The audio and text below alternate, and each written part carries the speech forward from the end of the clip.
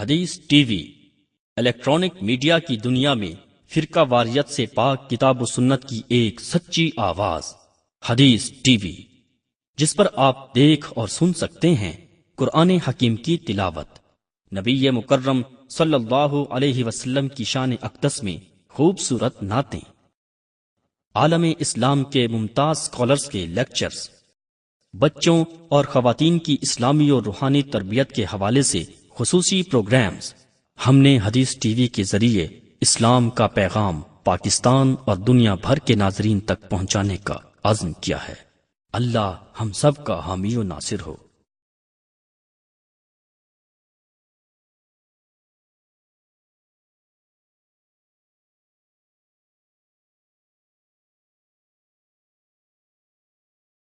الحمد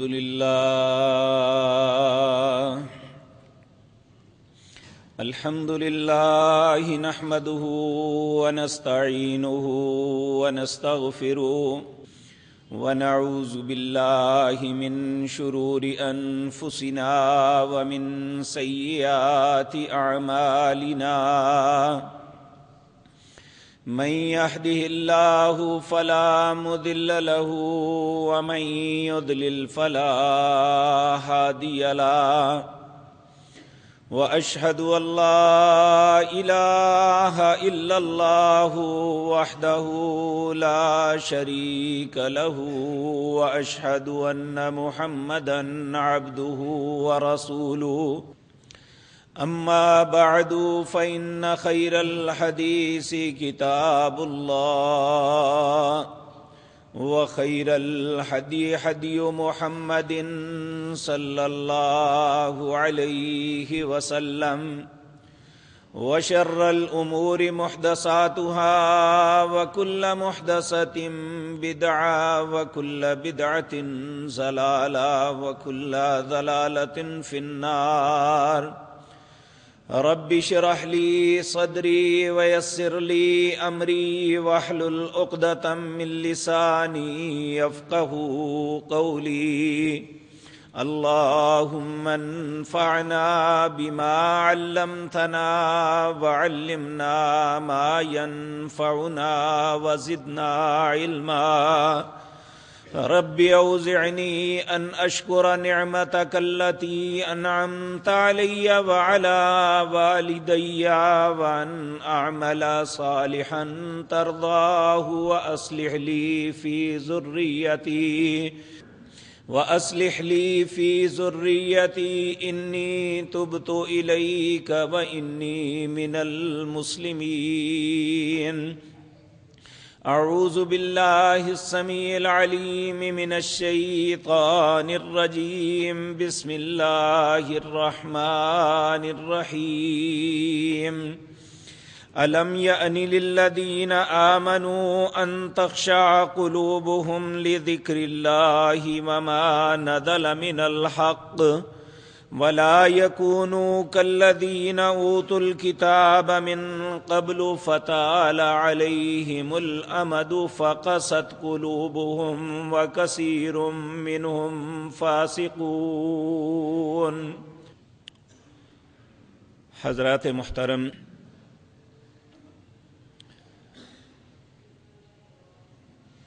ہر دن اپنے ماحول کے اندر ہم ایسی خبریں سنتے ہیں، دل کانپ اٹھتا ہے کہ حضرت انسان کو کیا ہو گیا کہ یہ اتنا شقی القلب، اتنا سخت دل ہو گیا، نہ یہ مسلمان کو پہچانتا ہے، نہ رشتہ رشتے کو پہچانتا ہے۔ مفادات نے اتنا اندھا کر دیا ہے کہ انسانی دل جو اس کی نجات کا سبب بننے والا ہے، اس نے اسے ہی برباد کر کے رکھ دیا۔ اللہ رب العزت نے 1400 سال پہلے جب اپنی پاک کتاب اتاری تھی جناب محمد الرسول اللہ صلی اللہ علیہ وسلم پر، امت محمد الرسول اللہ کو ایک نصیحت فرمائی تھی. سورت حدید ہے، اس کی آیت نمبر 16-27 پارے کی آخری سورت ہے. اللہ رب العزت فرماتے ہیں الم یعنی للذین آمنوا ان تخشع قلوبہم لذکر اللہ، کیا ابھی وہ وقت نہیں آیا کہ جب لوگ اللہ کے ذکر کو سن کے، حالات کو دیکھ کے، بہت سی آزمائشوں سے گزر کے ان کا دل اللہ کے خوف سے ڈر جائے؟ الم یعنی للذین آمنوا، ایمانداروں پہ یہ وقت ابھی نہیں آیا؟ یا دوسرے لفظوں میں اس کا معنی یہ کب وقت آئے گا جب ایمان والوں کے دل اللہ کے خوف سے ڈر جائیں گے؟ وما نزل من الحق، حالانکہ اہل ایمان جانتے ہیں کہ قرآن کے اندر جو کچھ ہے یہ حق ہے. اللہ نے جو کچھ بھی اپنے پیارے پیغمبر جناب محمد الرسول اللہ پہ نازل کیا ہے اس میں کوئی شک نہیں. پھر آخر الم یعنی للذین آمنوا، کیا ایمانداروں پہ کون سا وقت آئے گا؟ ان تخشع قلوبہم، جب ان کے دل ڈر جائیں گے، ان کے اندر خوف پیدا ہو جائے گا، انسان کو انسان تصور کر لیں گے اور بھائی کو بھائی سمجھ لیں گے. کب وقت آئے گا؟ یا کم از کم کسی کو اچھا نہیں سمجھنا تو اپنا دل ہی صاف کر لے، تاکہ کیونکہ انسان کی نجات اس کے دل کی کیفیت پہ ہونی ہے. اللہ رب العزت سورت شعراء کے اندر فرماتے ہیں، لوگوں یہ بات یاد رکھو، یوم لا ينفع مال ولا بنون، اس دن جب قیامت کا دن ہوگا، نہ تو تمہارا مال تمہارے کسی کام آئے گا، نہ تمہاری اولاد کسی کام آئے گی. الا من اتى اللہ بقلب سلیم، کامیابی صرف اس کا مقدر بنے گی جو سلیم دل لے کے آئے گا، جس کے دل میں سختی نہیں ہے. قلب سلیم اس کو کہتے ہیں جو شقی القلب نہیں ہے، جس کے دل میں ٹیڑھا پن نہیں ہے، جو اچھی بات کو ایکسپٹ کرتا ہے، اللہ رب العزت کی ہدایت کو قبول کرتا ہے. کہا قلب سلیم لے کے آؤ گے تو اللہ کامیابی سے ہمکنار کرے گا.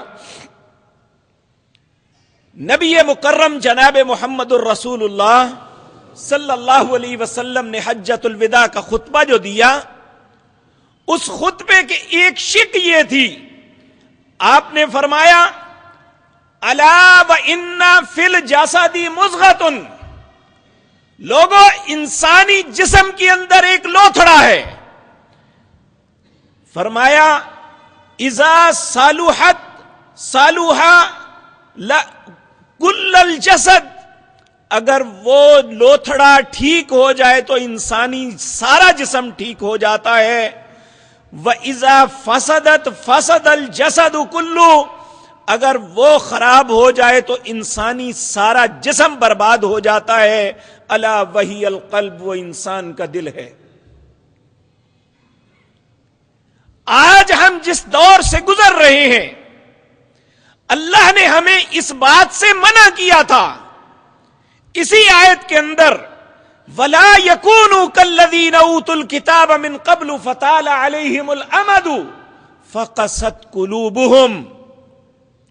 لوگو، اے امت محمد الرسول اللہ صلی اللہ علیہ وسلم، وَلَا يَكُونُوا كَالَّذِينَ، تم پہلے لوگوں کی طرح نہ ہو جانا، اوتوا الکتاب، جنہیں اللہ نے کتاب دی تھی، من قبل فطال علیہم الامد، جب ان کے اور پیغمبر کا معاملہ آپس میں لمبا ہو گیا، یعنی پیغمبر دنیا سے تشریف لے گئے اور یہ معاملہ لمبا چلا گیا، فرمایا فقست قلوبہم، ان کے دل سخت ہو گئے، وکثیر منہم فاسقون، ان میں اکثر لوگ فسق و فجور میں، گناہوں میں، گندگیوں میں، غلاظتوں میں، قتلوں میں، چوریوں میں، ڈکیتیوں میں، رشوت خوریوں میں، حرام کاریوں میں اور حرام خوریوں میں مبتلا ہو گئے۔ وَكَثِيرٌ مِّنْهُمْ فَاسِقُونَ، جب دل سخت ہو جاتا ہے، جب دل ٹیڑھا ہو جاتا ہے تو یاد رکھیں تو پھر انسان کی تباہی میں کوئی شک نہیں رہتا۔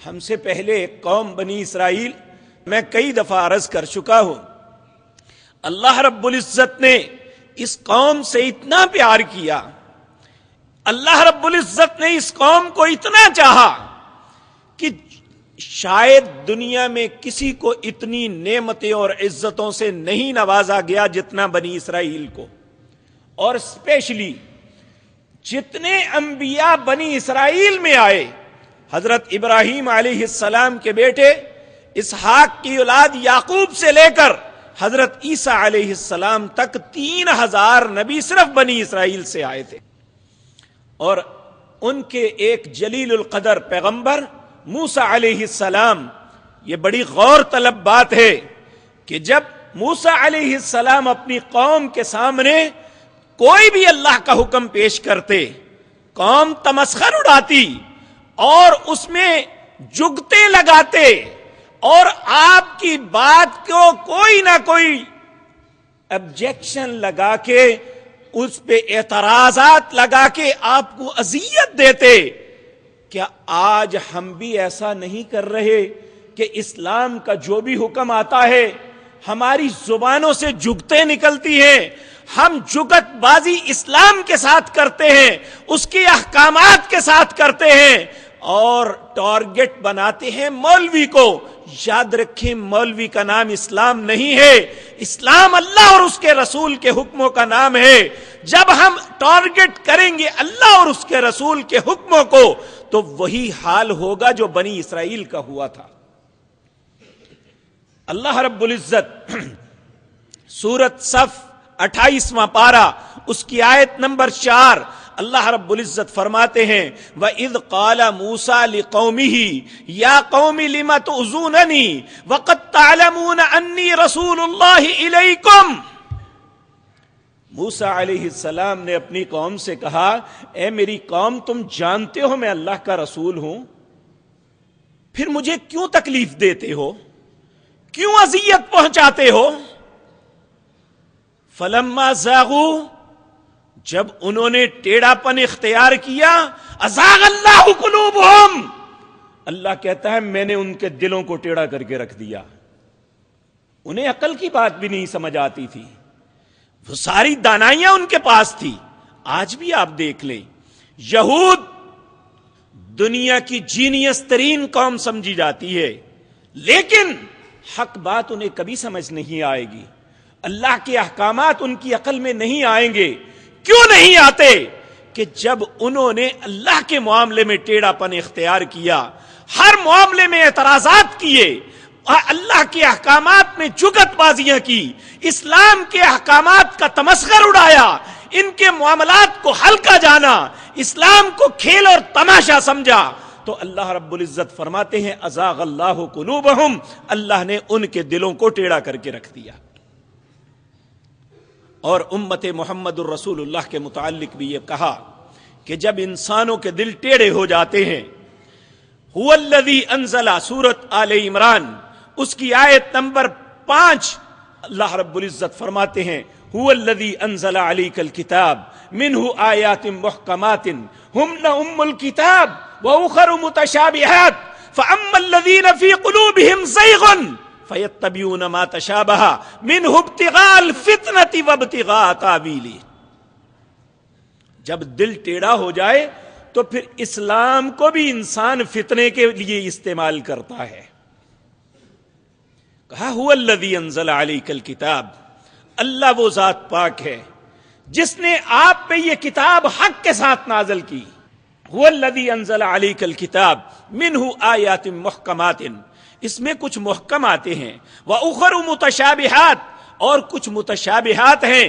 فَأَمَّا الَّذِينَ فِي قُلُوبِهِمْ زَيْغٌ، جس کے دل میں ٹیڑھا پن ہے، فَيَتَّبِعُونَ مَا تَشَابَهَ، وہ متشابہات کے پیچھے لگتا ہے. کیوں؟ مِنْهُ ابْتِغَاءَ الْفِتْنَةِ، وہ اس سے لوگوں میں فتنہ ڈالے. وَابْتِغَاءَ تَأْوِيلِهِ، اور تعویلیں تلاش کرتا ہے. یاد رکھیں کہ اگر دل ٹیڑھے ہو جائیں تو اس کا آٹومیٹکلی رزلٹ کیا نکلتا ہے؟ منہ ابتغاء الفتنہ، معاشروں میں فتنہ پھیل جاتا ہے. اور اسی لیے اس آیت کے بعد اللہ رب العزت اہل ایمان کو حکم دیتا ہے کہ تم اللہ سے التجا کیا کرو. ربنا لا تزغ قلوبنا بعد اذ ہدیتنا وہب لنا من لدنک رحمہ انک انت الوہاب. اے اللہ، ہدایت دینے کے بعد میرے دل کو ٹیڑھا نہ کر دینا. اس کا مطلب یہ ہے کہ ہدایت ملنے کے بعد بھی دل ٹیڑھا ہو سکتا ہے. تو اگر دل ٹیڑھا ہو جائے تو اس کا مطلب یہ ہے کہ اس وقت انسان ہدایت پہ قائم نہیں رہ سکتا. تو کیسے پتا چلے کہ دل ٹیڑھا ہے یا سیدھا؟ نبی مکرم جناب محمد الرسول اللہ صلی اللہ علیہ وسلم نے فرمایا، یہ بات مجھے میرے رب نے بتائی ہے، حدیث قدسی، کہ اللہ رب العزت کہتے ہیں ابن آدم کا دل اللہ کی 2 انگلیوں میں ہے، جیسے چاہتا ہے پھیر دیتا ہے. آپ نے فرمایا لوگو اللہ سے التجائیں کیا کرو، اس کی منت کیا کرو.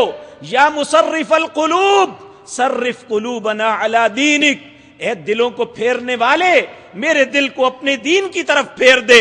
یا مثبت القلوب ثبت قلوبنا علی طاعتک، اے دلوں کو ثابت کرنے والے، دلوں کو جمع دینے والے میرے دل کو اپنی فرما برداری پہ جمع دے.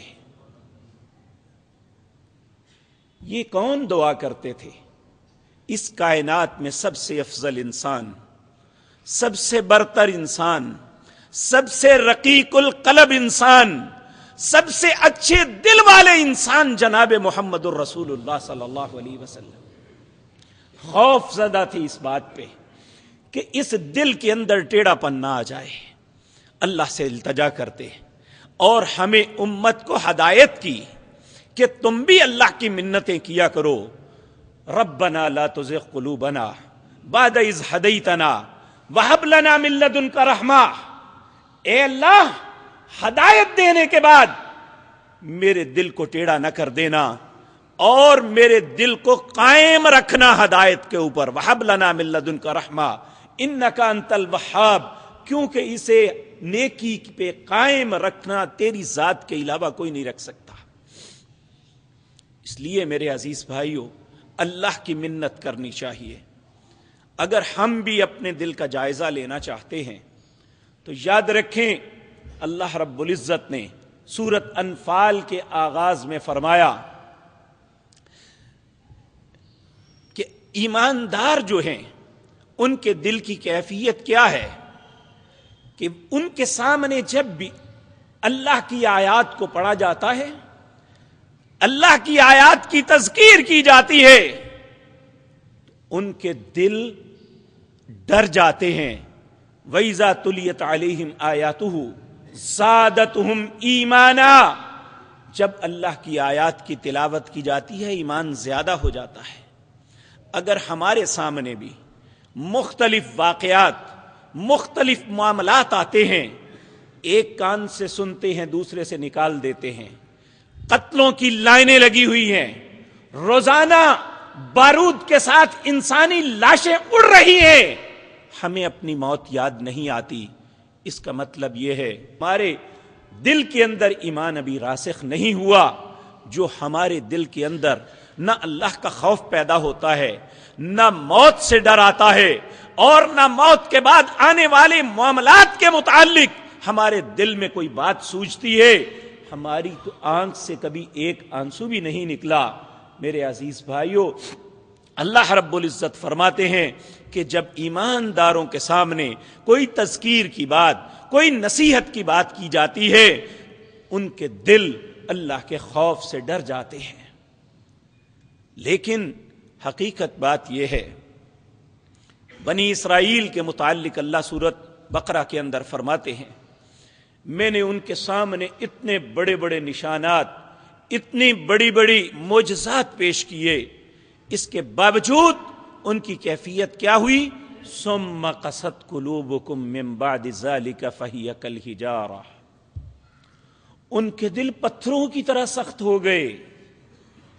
نہیں، پتھر بھی اتنا سخت نہیں، وَإِنَّ مِنَ الْحِجَارَةِ لَمَا يَتَفَجَّرُ مِنْهُ الْأَنْهَارُ، یہ پتھر بھی کبھی پھٹتا ہے تو اس میں پانی نکل آتا ہے۔ وَإِنَّ مِنْهَا لَمَا يَشَّقَّقُ فَيَخْرُجُ مِنْهُ الْمَاءُ وَإِنَّ مِنْهَا لَمَا يَهْبِطُ مِنْ خَشْيَةِ اللَّهِ، کبھی یہ اللہ کے ڈر کی وجہ سے گر پڑتے ہیں۔ لیکن اے حضرت انسان، تیرا دل تو اس سے بھی سخت ہو گیا، نہ تیرا دل خوف سے گرتا ہے، نہ تیرے دل سے ایک آنسو نکلتا ہے، نہ تیرے دل میں خوف خدا پیدا ہوتا ہے۔ مجھے بتا، ایسا دل اللہ کی عدالت میں لے کے کس طرح جائیں گے اور کس طرح اس سے کہیں گے کہ میں ایک سلیم قلب لے کے تیرے پاس حاضر ہوا؟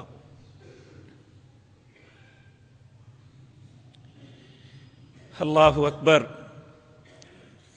اللہ رب العزت ہمیں دیکھنا چاہیے میرے عزیز بھائیوں، ہماری زندگی کے ہر قدم پہ ہمارے سامنے دو راستے آتے ہیں، ایک جو اسلام حکم دیتا ہے، ایک وہ جو کفر، جو شیطان ہمیں بات بتلاتا ہے۔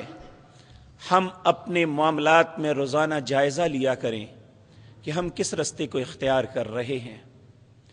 اللہ رب العزت فرماتے ہیں اہل ایمان کے لیے تو وَلَكِنَّ اللَّهَ حَبَّبَ إِلَيْكُمُ الْإِيمَانَ وَزَيَّنَهُ فِي قُلُوبِكُمْ،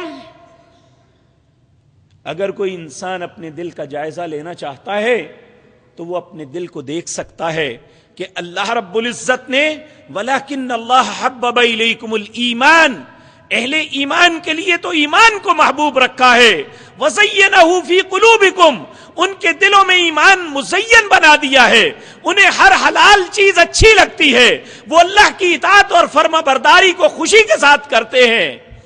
وَكَرَّهَ إِلَيْكُمُ الْكُفْرَ وَالْفُسُوقَ وَالْعِصْيَانَ، انہیں کفر، گناہ، بری باتیں یہ بدترین لگتی ہیں، نفرت آتی ہے انہیں ان سے۔ تو میں اور آپ اپنی زندگی، اپنے معاملات، اپنے روزمرہ معمولات کا جائزہ لیں، کیا ہمیں واقعتاً اسلام کے احکامات، اس کی عبادات، اس کے معاملات ہمیں اچھے لگتے ہیں؟ تو پھر یقینی بات ہے ہم صاحب ایمان ہیں، ہمارا دل سیدھا ہے۔ اگر کفر ہمیں برا لگتا ہے، اس کی جتنی خباثتیں ہیں ہمارے دل میں اس کے لیے نفرت ہے، تو پھر اللہ کا شکر ادا کیجئے۔ اگر خدا نخواستہ اس کے برعکس ہے تو ہمیں رونا چاہیے اپنی بدنصیبی پر۔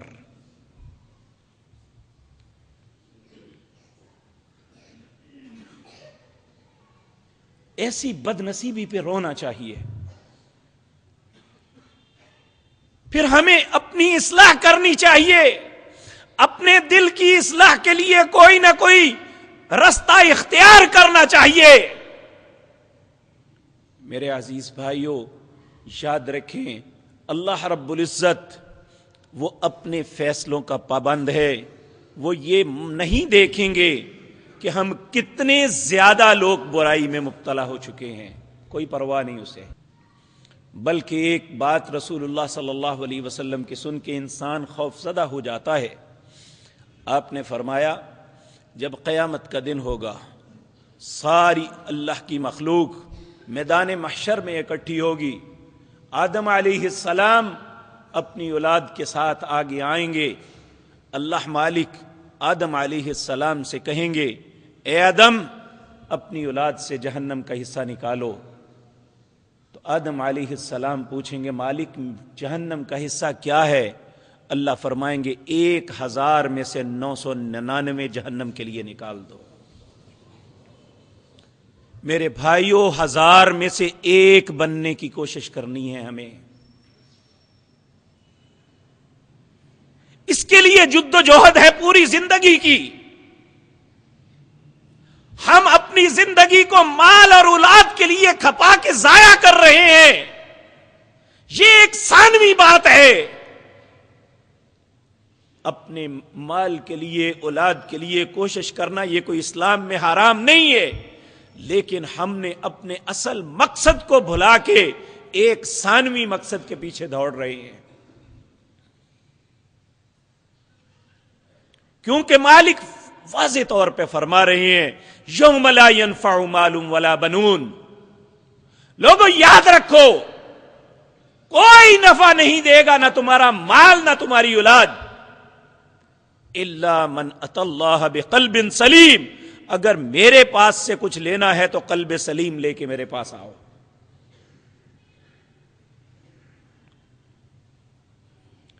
نبی کریم صلی اللہ علیہ وسلم آپ نے دل کی اصلاح کے لیے ایک نسخہ بتایا۔ صحیح بخاری میں نبی مکرم صلی اللہ علیہ وسلم نے فرمایا لا يستقیم ایمان عبد حتی یستقیم قلبہ، لوگوں کسی بندے کا ایمان مستقیم نہیں ہو سکتا جب تک اس کا دل مستقیم سیدھا نہ ہو۔ اور پھر اس کے بعد آپ نے فرمایا وَلَا يَسْتَقِيمُ قَلْبُهُ حَتَّى يَسْتَقِيمُ لِسَانُهُ، لوگوں اس وقت تک کسی کا دل سیدھا نہیں ہو سکتا جب تک اس کی زبان سیدھی نہ ہو۔ پیارے نبی جناب محمد الرسول اللہ صلی اللہ علیہ وسلم نے فرمایا، سیدنا عبداللہ بن عمر رضی اللہ تعالیٰ عنہ آپ اس حدیث کے راوی ہیں، آپ نے فرمایا عبداللہ ای الناس افضل، پتا ہے لوگوں میں سب سے اچھا افضل انسان کون ہے؟ حضرت عبداللہ کہتے ہیں اللہ اور اس کے رسول کو علم ہوگا۔ آپ نے فرمایا کل مخموم القلب صدوق اللسان، مخموم القلب اور زبان کا سچا انسان اللہ کی نظروں میں سب سے زیادہ افضل ہے۔ پھر فرمایا کہ معلوم ہے مخموم القلب کسے کہتے ہیں؟ صحابہ نے عرض کیا یا رسول اللہ آپ ہی ہمیں ارشاد فرما دیجئے۔ آپ نے فرمایا جس دل کے اندر 5 صفات ہوں وہ مخموم القلب ہے۔ هو التقا، جس کے دل میں خوف خدا ہو، والنقا، جو نرم خو ہو، اور لا آسم فیہ، اس دل کے اندر برائی کی خواہش نہ ہو، ولا بغا، سرکشی اور بغاوت نہ ہو، اور حسد اور جھگڑا نہ ہو۔ جس بندے کے اندر یہ 5 صفتیں ہوں وہ مخموم القلب ہے۔ انسانوں کے اندر اللہ کی نظروں میں سب سے افضل انسان وہ سمجھا جائے گا۔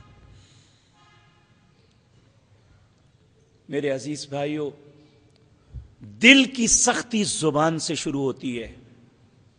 جب انسان اپنی زبان کو اوور کنٹرول کرتا ہے، جب اس سے زیادتی کی بات نکالتا ہے، تو پھر اس کا اثر اس کے دل پہ پڑتا ہے۔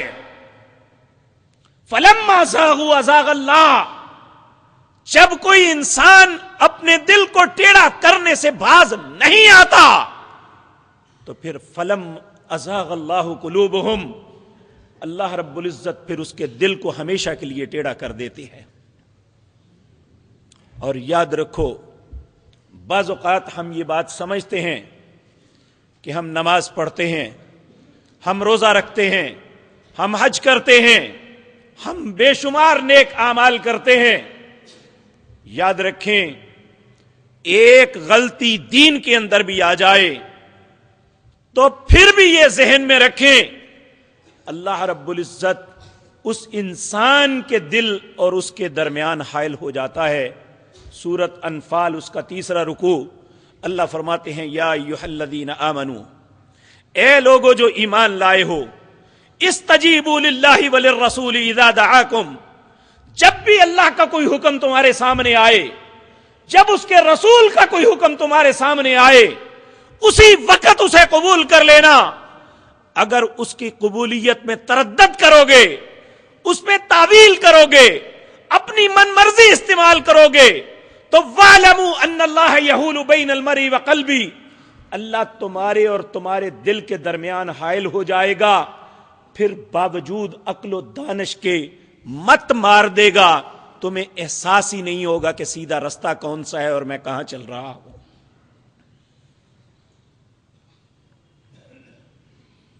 ہم سے غلطی ہوتی ہے، ہم اپنے فرقوں کے دائروں کے اندر رہتے ہیں، جو بچپن سے سنا بے شک اللہ کی کتاب سے بات بتا دو، پیارے نبی جناب محمد الرسول اللہ کا فرمان سنا دو۔ ہم کہتے ہیں ہمارے مولوی نے بھی تو آیتیں پڑھی ہوئی ہیں، مولوی جائے جہنم کی باڑ میں، مولوی کا نام دین نہیں ہے، دین نام اللہ کی کتاب کا ہے۔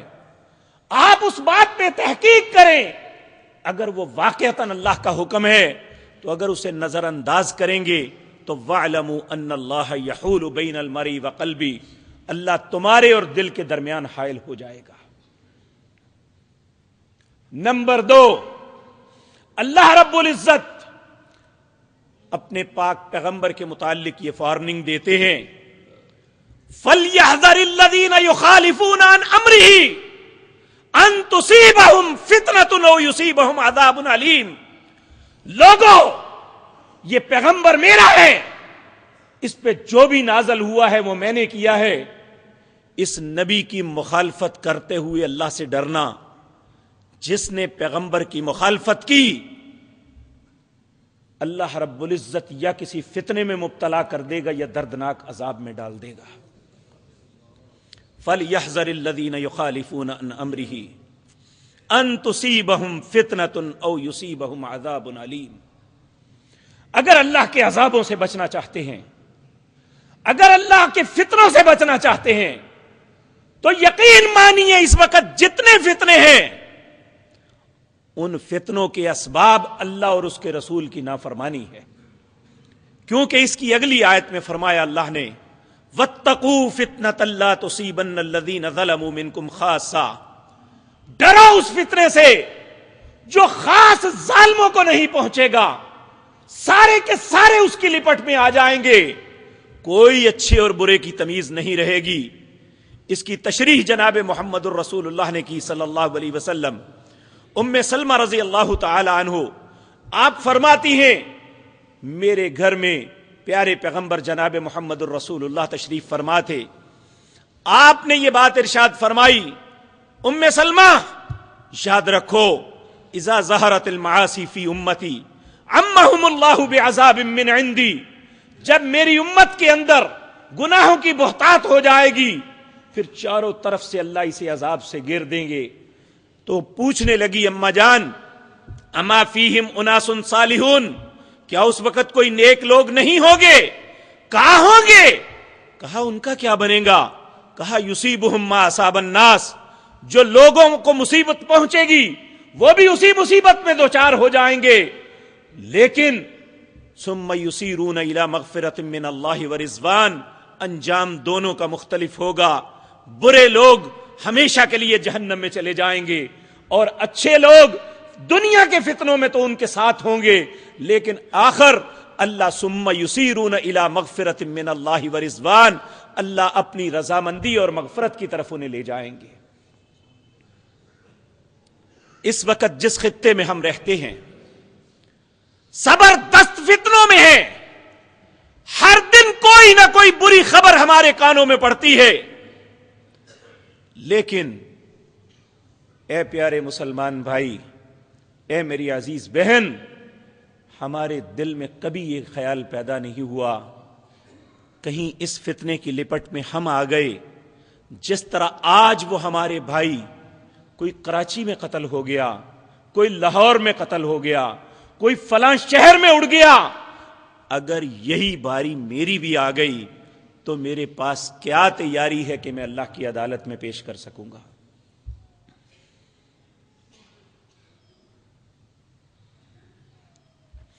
میرے بھائیوں، جن پہ تکیہ کر رہے ہیں، دین کے ساتھ کمٹمنٹ ان کی اتنی ہے، دین کے متعلق ان کی معلومات اتنی ہیں. کل آپ نے یہ لاہور جو قتل ہوئے، آپ نے ان کے جنازے کی شاید تصویر اخبارات میں دیکھی ہوگی. دکھ ہوا انتہائی. اس لیے میں عرض کروں گا کہ خدا کے لیے خود اور اپنی اولادوں کو دین کے متعلق معلومات دیجئے، وگرنہ انجام بہت برے کی طرف بڑھ رہے ہیں. لوگوں نے لائن میں جنازے لگائے ہوئے ہیں. میں نے کہا شاید الگ الگ جنازے پڑے ہوں. جس بھائی نے جنازہ پڑھا اس نے کہا نہیں جی اکٹھے پڑے تھے. رسول اللہ صلی اللہ علیہ وسلم اجتماعی جنازے کا طریقہ آپ نے اپنی سنت میں بتایا. آپ نے کہا جتنا جو قرآن زیادہ پڑھا ہوا ہے اس کی میت کو میرے قریب کرو. مردوں کی پہلے، پھر اس کے بعد جو مرد بچے ہیں ان کی، پھر اس کے بعد خواتین، اور اس کے بعد خواتین میں جو عورتیں بچیاں ہیں ان کا. اس طرح سیدھی چارپائیاں رکھنی چاہیے تھی. نہ مولوی صاحب کو نہ عقل آئی، نہ 10,000 کے مجمع میں کسی کو آئی کہ سنت کے مطابق کھڑے ہو کے جنازہ پڑھ لے.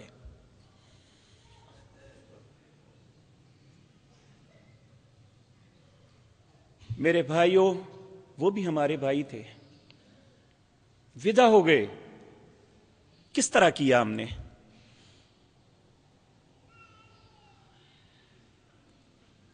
ہم اپنے باپ کو ایک پروفیشنل آدمی کو بلا کے 500 روپے دے کے نہلا کے، ایک مولوی کو بلا کے اسے چند ٹکے دے کے جنازہ پڑھوا کے سمجھ لیتے ہیں کہ ہم نے بڑا احسان کر دیا.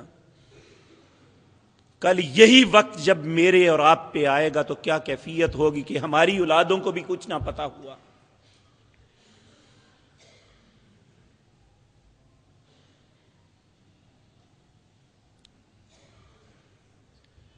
کون سا ہماری زندگی کا معاملہ ہے؟ یاد رکھیں ہم نے خود پروفیشنل لوگوں کے ہاتھوں میں یہ سب کچھ دیا ہوا ہے، جن کا مقصد ایک مزدور سے زیادہ دہاڑی داری، اس سے زیادہ ان کا بھی کوئی ذہن نہیں ہے. جس طرح ایک مزدور چوک میں کھڑا ہو کے دہاڑی کا انتظار کرتا ہے اور دہاڑی لگا کے چلا جاتا ہے، اسے کوئی غرض نہیں کہ میں کسی کا چوری کا مال اٹھایا ہے یا کسی کی اینٹیں اٹھا کے اندر رکھی ہیں. خدا کے لیے اس دین کو پڑھیں. اسی لیے ہمارے پیغمبر جناب محمد الرسول اللہ صلی اللہ علیہ وسلم نے فرمایا تھا طلب العلم فریضۃ علی کل مسلم و مسلمۃ. علم کو حاصل کرنا فریضہ ہے ہر مسلمان بیٹے اور بیٹی پر، تاکہ کم از کم ہم مرتے وقت تو ہمیں پتا ہو کہ ایک مسلمان کی حیثیت سے دنیا میں کیسے کسی کو ودا کرنا ہے.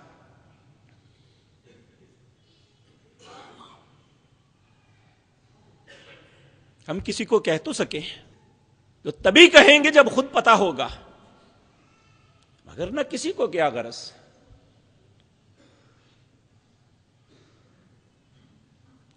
اس لیے میرے عزیز بھائیوں، انسان کی بھلائی اس میں ہے کہ یہ اپنے دل کو سیدھا کر لے. اور انسانی دل کیسے سیدھا ہوتا ہے؟ سورت حجرات ہے، 26واں پارہ ہے. نبی مکرم صلی اللہ علیہ وسلم کے پاس کچھ گاؤں کے لوگ آئے اور انہوں نے آ کے آتے ہی کہنے لگا قالت الاعراب آمنا، ہم ایماندار ہو گئے جی. اللہ نے کہا قل لن تؤمنوا، اے نبی نے کہو تم ابھی ایماندار نہیں ہوئے، ولکن قولوا اسلمنا، ابھی تو اسلام کو قبول کیا ہے. ولما يدخل الایمان فی قلوبکم، یہ اس وقت کہنا جب یہ ایمان تمہارے دل میں داخل ہو جائے گا. وہ کب ہوگا؟ وَإِن تُطِيعُوا اللَّهَ وَرَسُولَهُ لَا يَلِتْكُم مِّنْ أَعْمَالِكُمْ شَيْئًا, کہ تم اللہ اور اس کے رسول کی اطاعت کرنے لگو اور اس کی نافرمانی سے اپنے آپ کو بچاؤ, تو تب تمہارے دل کے اندر یہ داخل ہوگا. انما المؤمنون الذين آمنوا بالله ورسوله ثم لم يرتابوا وجاهدوا باموالهم وانفسهم في سبيل الله. ایماندار تو وہ ہیں جو اللہ کی بات مانتے ہیں, اس کے رسول کے طریقے پہ چلتے ہیں اور اس کی مخالفت سے بچتے ہیں. تو ہماری زندگی کے ہر معاملے اللہ اور اس کے رسول کے موافق ہیں.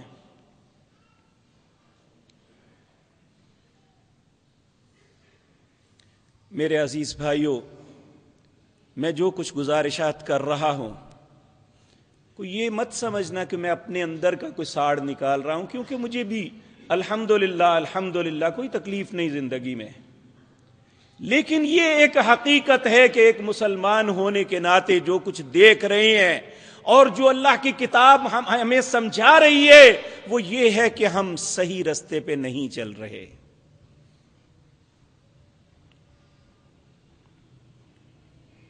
اور اس رستے کا انجام اتنا اچھا نہیں ہے.